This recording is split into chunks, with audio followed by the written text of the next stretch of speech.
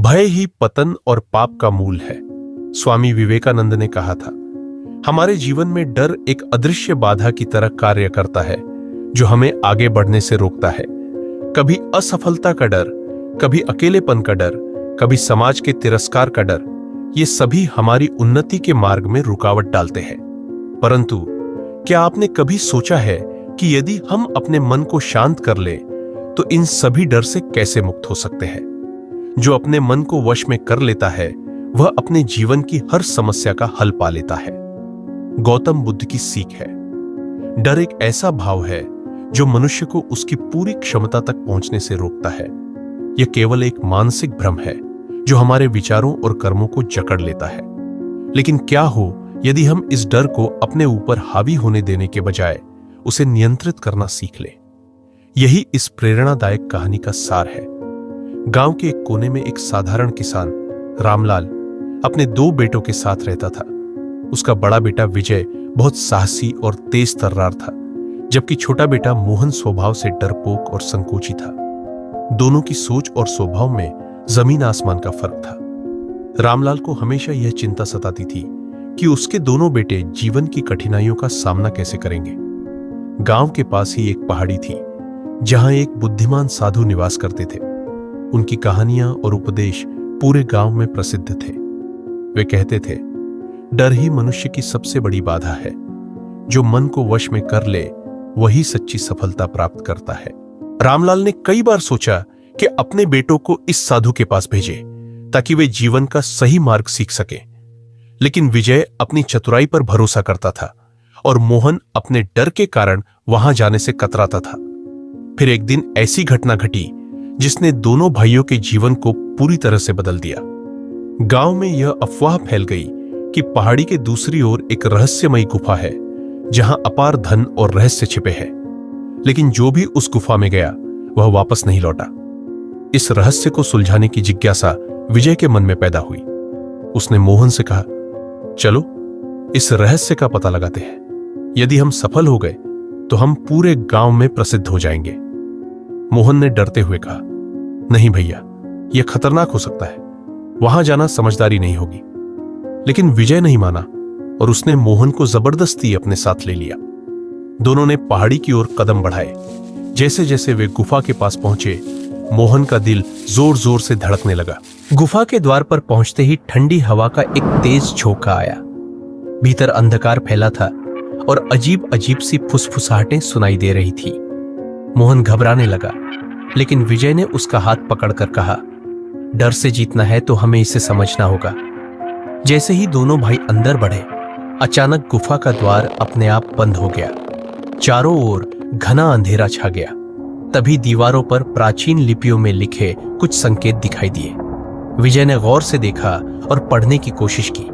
वहां लिखा था, जो अपने डर को पहचान लेगा वही यहाँ के खजाने तक पहुंचेगा। तभी गुफा में एक रहस्यमयी आकृति प्रकट हुई। वह एक विशाल छाया थी जिसकी आंखें लाल चमक रही थीं। वह गूंजती हुई आवाज में बोली, तुम यहां क्यों आए हो? क्या तुम अपने डर को जीत सकते हो? विजय ने आत्मविश्वास से कहा, हम इस गुफा के रहस्य को सुलझाने आए हैं। छाया ने मुस्कुराते हुए कहा, तो पहले अपने सबसे बड़े भय का सामना करो। अचानक विजय और मोहन अलग अलग दिशाओं में बट गए। गुफा ने उन्हें उनके सबसे बड़े डर से सामना करने के लिए मजबूर कर दिया। विजय को एक अजीब जगह पर पहुंचा दिया गया जहां वह अपने गांव में खड़ा था, लेकिन वहां हर कोई उसकी हंसी उड़ा रहा था। लोग कह रहे थे, तुम कुछ नहीं कर सकते। तुमने गुफा में जाने की कोशिश की लेकिन तुम असफल रहे। विजय के मन में संदेह उठने लगा, क्या वह सच में असफल हो जाएगा? लेकिन तभी उसे साधु की बात याद आई। असफलता केवल एक भ्रम है। जो अपने मन को शांत कर सकता है वही सच्ची जीत हासिल कर सकता है। उसने अपनी आंखें बंद की, गहरी सांस ली और कहा, मैं असफलता से नहीं डरता। हर असफलता एक नया सबक होती है। जैसे ही उसने यह कहा, वह भ्रम टूट गया और वह वापस गुफा में आ गया। मोहन को एक गहरे कुएं में फेंक दिया गया। चारों ओर घना अंधेरा था। उसे ऐसा लगा कि वह हमेशा के लिए इस अंधेरे में फंस गया है। उसे लगा कि विजय भी उसे छोड़ चुका है। उसकी सांसें तेज हो गई। लेकिन तभी उसे साधु की एक और बात याद आई। जब तक तुम अपने डर को स्वीकार नहीं करोगे, वह तुम्हें कैद रखेगा। मोहन ने गहरी सांस ली और खुद से कहा, हां, मुझे अंधेरे से डर लगता है, लेकिन मैं इस डर को अपने ऊपर हावी नहीं होने दूंगा। जैसे ही उसने यह कहा, कुएं के चारों ओर रोशनी फैलने लगी। धीरे धीरे अंधेरा मिटने लगा और वह वापस गुफा में आ गया। विजय उसे देखकर मुस्कुराया। तुमने अपने डर को जीत लिया भाई। अब दोनों भाई फिर से साथ थे। तभी गुफा की दीवारों पर रोशनी चमक उठी और सामने एक बड़ा दरवाजा खुल गया। वहां बुद्धिमान साधु खड़े थे। साधु बोले, तुम दोनों ने अपने डर पर विजय प्राप्त कर ली। यही इस गुफा का रहस्य था। असली खजाना सोना चांदी नहीं, बल्कि आत्मविश्वास और साहस है। साधु ने एक मूर्ति की ओर इशारा किया, जिसके नीचे कुछ अंकित था। जो मन को जीत लेता है, वही संसार को जीत सकता है।